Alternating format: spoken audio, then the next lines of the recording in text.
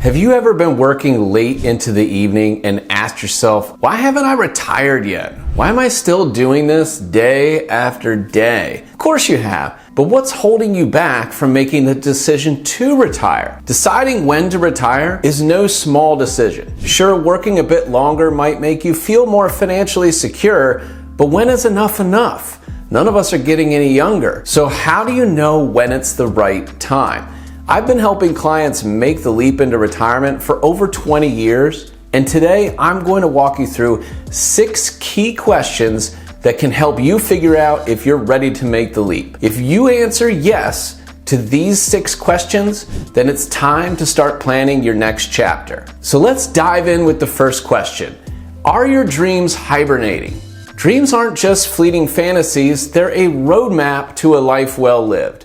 But too many of us file them away in a mental drawer, promising ourselves that we'll dust them off someday. The reality, someday is a myth, an illusion that allows us to just postpone our goals and dreams. Imagine your life goals as seeds waiting to be planted. Instead of nurturing them with water and sunlight, we often let them wither under the soil of daily obligations. A bucket list isn't something that should just gather dust. If the Grim Reaper tapped you on the shoulder and said you only have 2 weeks left to live, what would you do? Who would you talk to? And where would you go? Thinking about retirement in this way is a reminder that life doesn't pause while we're busy making other plans. The corporate ladder, endless meetings, and constant hustle can consume us, leaving little room for personal fulfillment. If you find yourself constantly deferring your life in favor of professional demands, it's time for a reality check. Are you living life or simply existing through it? All right, number 2, is your career causing health concerns? Let's dive into a less discussed aspect of long-term employment, its impact on your well-being. Consider a software developer who spends decades hunched over a computer developing chronic neck and shoulder pain, or a chef whose years in a high-stress kitchen lead to significant mental and physical exhaustion, or an executive who must juggle constant travel around the world along with demands at home. Work isn't just about what you do, it's about what it does to you. Chronic stress, disrupted sleep patterns, neglected personal health, and emotional burnout are silent companions of a demanding career. Modern work culture glorifies overexertion, treating a 60-hour workweek as a badge of honor. But at what price? Have you ever stopped to think about how we really have to consciously make time to exercise? There are times where many of us wake up, get in a car, drive to work, sit at work, get in a car, drive home, sit at the house, and then go to sleep. It can be a very sedentary lifestyle. Your body and mind are not infinite resources. They require care, rest, and occasional reset. If you're noticing persistent fatigue, recurring health issues, or a constant sense of being overwhelmed, it might be signaling that you need to place a higher priority on you and your health. Could I just work less? Retirement doesn't have to be an abrupt ending. Many people don't want to go from working every day to a complete retirement. Many of the clients that I work with have slowly transitioned out of the workforce. Most likely, you've accumulated a great deal of knowledge and experience throughout your career, and it can be extremely valuable in a different setting. What about exploring a gradual transition to retirement through a reduced role at your current company or business? Or what about consulting within your industry? Or what about working at a place where you spend a lot of time? Part-time engagements that can provide some financial stability while reducing workplace stress. Some companies will create flexible exit strategies for valued employees. I've seen it happen when the prospect of retirement is brought up. Perhaps you can negotiate a reduced schedule, remote work options, or project-based contributions. And if your current workplace isn't accommodating, it's never been easier to start your own business and freelance your knowledge. There are a number of online platforms where you can post what you're good at or search for project-based work. It's never been easier to get connected and can be a softer landing. But if less work can't happen in your current role, that might bring in a scenario of it might be time to retire right now. And that brings up the 4th question. Do you wish that you had more time with family and friends? If you've been watching this channel for a while, you may have seen the Tony Stark Iron Man mask in the background. I'm a huge fan. In Avengers Endgame, Tony said his favorite quote from his father was, "No amount of money ever bought a second of time." This was right after he used his limitless finances to create a time machine to see his father again. Truth is, money can buy time.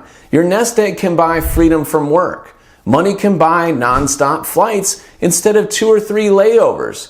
Money can allow you to pay others to do things that make your life easier, to get time back. But no amount of money can buy you any more time. How much time have you already sacrificed working? Have you been feeling guilty about the missed birthday parties or rushed family dinners? Have you lost touch with friends? Are you feeling disconnected from the important people in your life? These moments can slip away silently. If this sounds like you, it's time to consider retirement. Retirement offers a chance to rebuild those connections. Imagine having the time to have unhurried conversations with your spouse, a mentor, or your grandchildren, or rekindle friendships that dwindled during your career's peak. Your legacy isn't just professional achievements, it's about the memories that you create with family and friends and the lives that you've helped over your time on the planet. Do you know what your retirement would look like? Retirement isn't an end, it's a canvas awaiting your paintbrush. Without a deliberate plan, this period can feel like an endless, directionless weekend. But with intention, it becomes an unbelievable opportunity. Many people get close to retirement and get scared thinking about what happens next. If you don't know how you want to spend the rest of your life, it can make it easy to just push retirement off sometime into the future. People that don't have a vision can end up anxious, lonely, or even depressed. Instead, really start getting clear on what you want retirement to look like. What passions have you ignored or pushed off? Successful retirees don't just stop working, they start exploring. Think about what you would be doing and who you'd be doing it with. Creating a picture in your mind can help you paint a picture on that canvas. Develop a vision that excites you. Volunteer, take classes, join clubs, start a small business. Your post-career life should be about purpose, not just passing time. If you still need help creating your vision, spend some time thinking about it. And if you're clear on what you want retirement to look like, you can move on to the 6th and final question. Do I have enough to retire? Let's talk dollars and cents. If you answered yes to all 5 of the previous questions, it doesn't really matter unless you can answer yes to number 6. And that's why I saved it for last. But financial preparedness isn't about accumulating wealth. It's about creating options and security. Start by conducting a comprehensive financial audit. What are your expected income streams, like Social Security, annuity, pension, or rental income? How do your anticipated expenses align with your retirement vision?